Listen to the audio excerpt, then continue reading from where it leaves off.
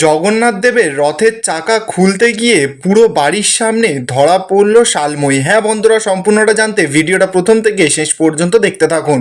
ধারাবাহিকের শুরুতে দেখা যাচ্ছে গঙ্গা তো বেশ সুন্দর করে পরীক্ষা দিয়েছে, পরীক্ষা দিয়ে এবার বাইরে বেরিয়েছে। এবার যেই স্যারটা পরীক্ষা নিয়েছে সে তো কিছুক্ষণ পর জেঠু আর গঙ্গাকে ভেতরে ডাকে। এবার তো জেঠু আর গঙ্গা ভেতরে গেছে, স্যারটা জেঠুকে কিছু যেন একটা বলে। তারপর দেখা যাচ্ছে গঙ্গা মুখটা ছোট করে চোখের জল নিয়ে বাইরে বেরিয়ে এসেছে।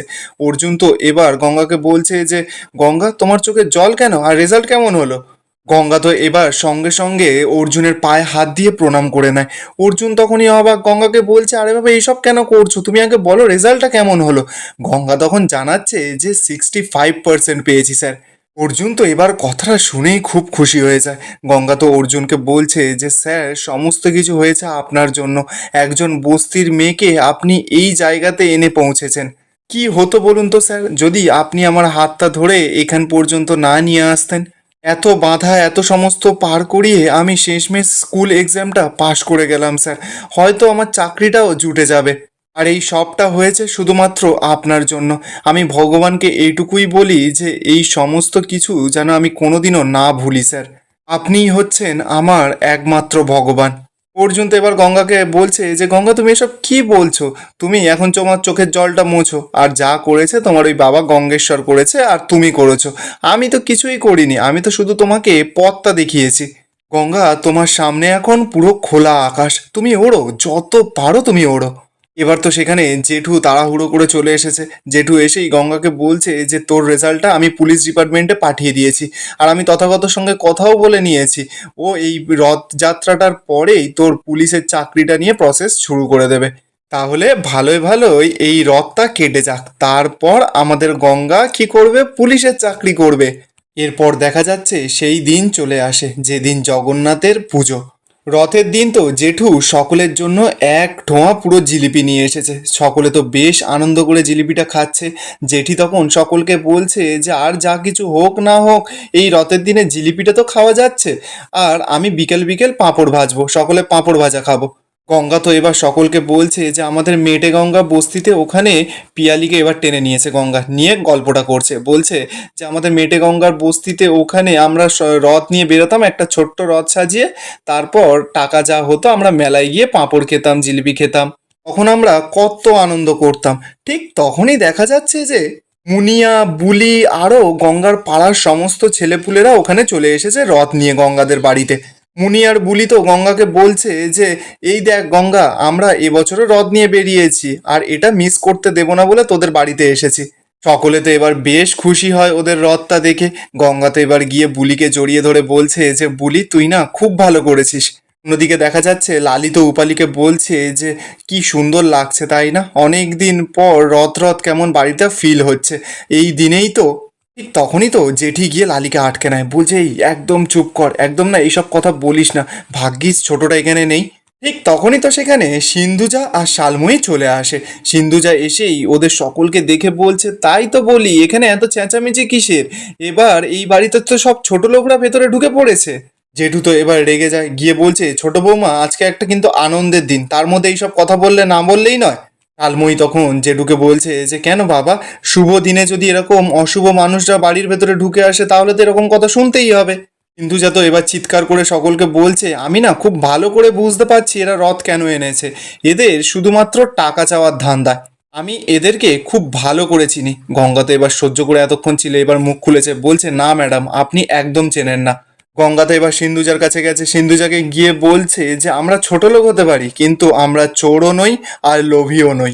রথের দিন রাস্তায় রথ নিয়ে বেরোলে অনেক মানুষের থেকে টাকা চাওয়া যায়, আর আপনারা তো বড় লোক তাই হয়তো এই নিয়মটা আপনাদের জানা নেই। কিন্তু যাতে এবার রেগে মেগে গঙ্গাকে বলছে যে এই তোমার নাটক দেখতে দেখতে না আমরা অসহ্য হয়ে পড়েছি, এই তোমরা সকলে বেরোও তো, ভিখিরির দল কোথাকারে সব এখানে ঘরের ভেতরে ঢুকে পড়েছে সকাল সকাল।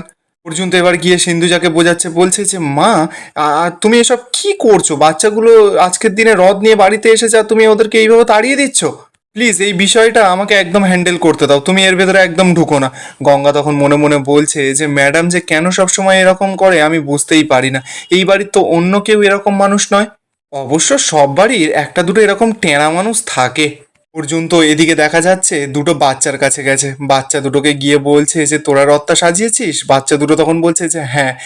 অর্জুন তখন বলছে যে সন্ধ্যাবেলা মেলায় যাবি তো? বাচ্চা দুটো তখন বলছে হ্যাঁ যাবো তো।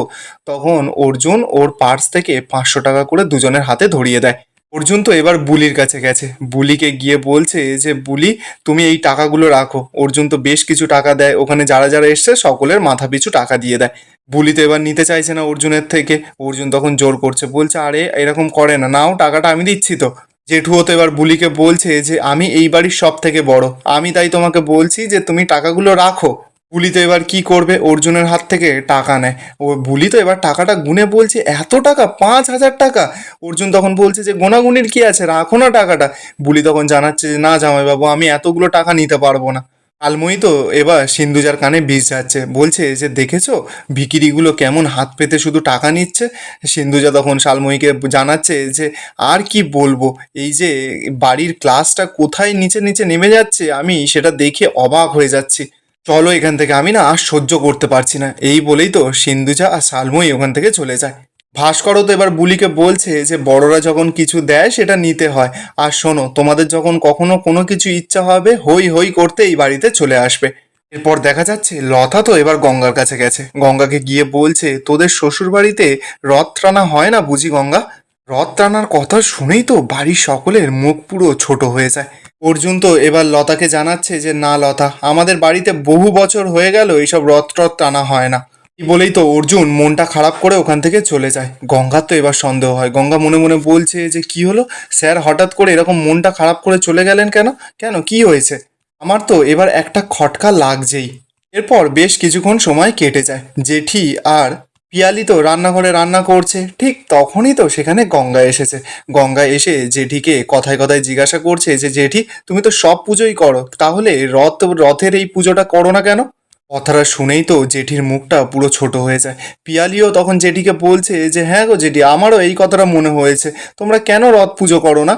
জেঠি তো এবার ওদের ওপর রাগ দেখাচ্ছে, বলছে যে উফ তোরা এইসব রথ রথ করিস না তো, জিলিপি পাঁপড় এই সমস্ত কিছু খাচ্ছিস তো, তারপরে আবার রথ রথ করার কি আছে? আর এখানেই আজকের এপিসোডটা শেষ হয়ে যায়। আপনাদের কি মনে হচ্ছে এই রথযাত্রার পেছনে কি বড়সড় কোনো রহস্য আছে এই বাড়িতে লুকিয়ে? কমেন্টে আপনাদের মতামতটা অবশ্যই জানাবেন। আর ভিডিওটা ভালো লেগে থাকলে চ্যানেলটা সাবস্ক্রাইব করে যাবেন।